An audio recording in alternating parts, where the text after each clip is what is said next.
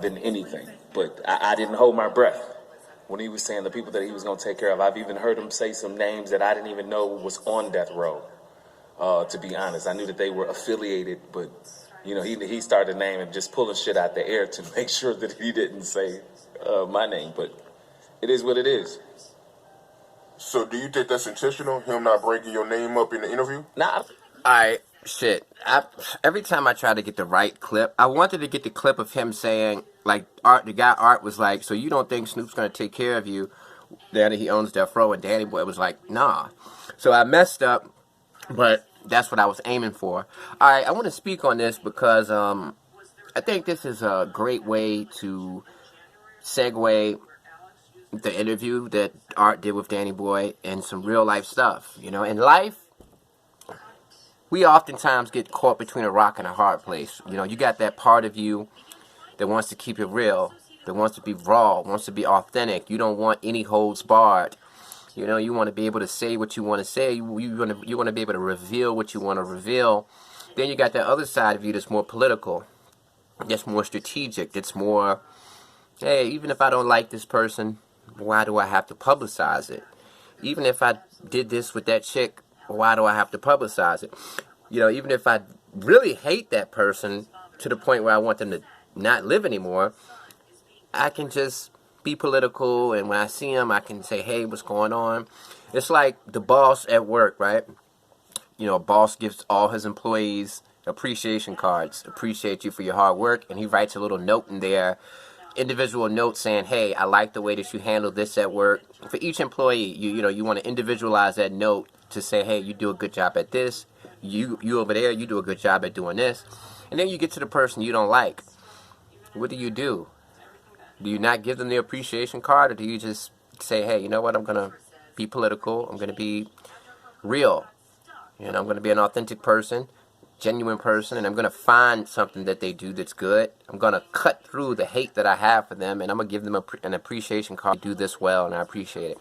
So those are the kinds of places we find ourselves in life, right? And Danny Boy is on one end of the spectrum. He's very raw. He's very authentic. He tells you whatever it is, no holds barred, no edit, no filter. He'll tell you, yeah, I had sex with Mary J. Blige. Yeah, Jewel gave me head. This happened. This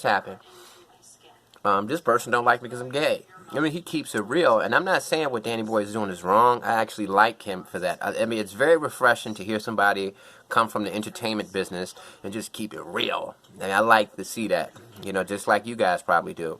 But at the same time, when you're dealing with political entities like Snoop Dogg, just because you see him repping Crip on the Super Bowl stage, they allow him to do that. They let Snoop do that because that's like cute for them. Like the powers that be, the people that, the powers that be, as they call them, they like that about Snoop because it makes the powers that be look good. It makes NBC look good. It makes all of these powerful corporations look cool.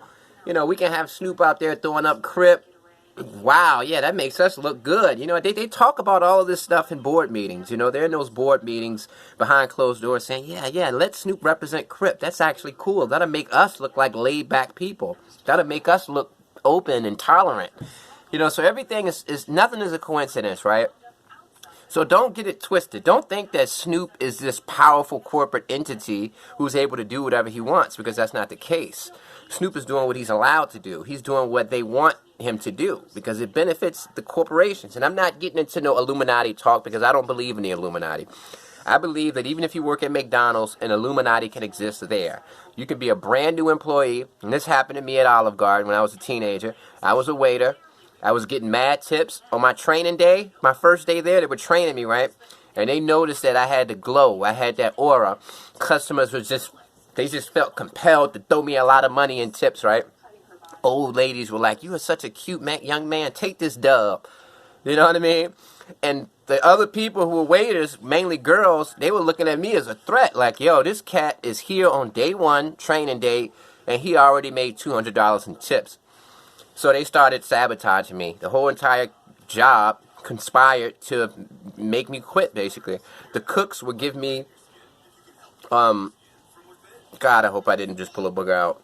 That'd be so. The cooks conspired to give me the wrong food. So, like, if it's for table 2, they'll give me the food for table 15. And eventually I went to the manager and I was like, yo, these people hate me and I haven't done anything to them. And she was like, hold on, I gotta check this. I am good. She was like, well, they've been here before you. You got to make them like you. And I said, F that. I'm out. You know, I'm not doing this. So, I don't know what the point of that story was. But it probably was relevant. But anyway, what I'm saying is, I lost track of that booger thing. All right, but basically what I wanted to say is, Danny Boy might be hurting himself by being too real. You know, coming out with all these salacious stories, all this real, raw information is probably going to hurt him. You can't, I mean, it's just the thing in life. What do you want to do? You want to be real or you want to be calculated? I don't think either one is wrong. I like people who keep it real. I like people who keep it raw. But at the same time, if you want to do business with these corporate entities, you got to kind of rein yourself in. And I think Danny Boy's situation is a perfect example of this. Snoop Dogg might not reach out to Danny Boy because Mary J. Blige, regardless of what you think, she's a powerful entity. She's an entertainment icon. So these record labels are making millions of dollars off Mary J. Blige still from her music from 30 years ago. So they're not going to allow some guy like Danny Boy to get into their mix. You know what I mean? So relationships matter. Politics matter. You can be who you want to be. I respect you for being real, raw. I respect you for being calculated. But at the same time, you got to know when to pick your battles. Peace. And much success to Danny Boy. I like him.